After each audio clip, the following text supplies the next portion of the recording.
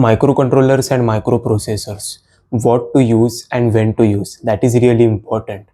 It doesn't matter whether you are using Arduino Uno, ESP32, Jetson Nano, Raspberry Pi, but what is the difference between them and which particular thing to be used? Let's break it down.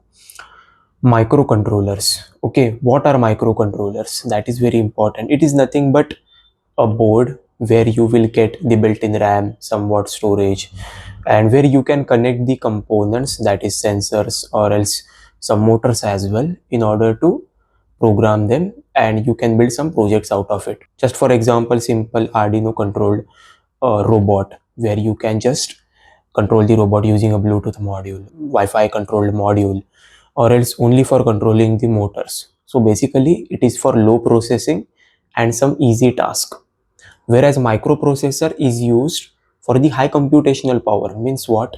Microprocessor consists of the RAM, but you have to add an external storage. That is the thing.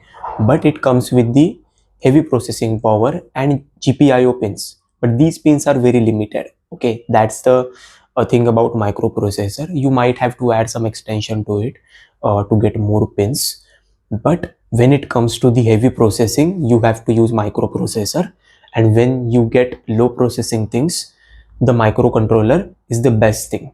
And how to communicate these two things, that is also very important, because you can use the microprocessor which will be responsible for the heavy computational things, just like you can install ROS2 on a microprocessor, which can be then connected to a microcontroller which will control the motors. That is the thing. Means microprocessor for the processing of the things, means the navigation stuff and all those things, and microcontroller is finally to move the robot, means the motor controlling part, and we can add some extra sensors to it.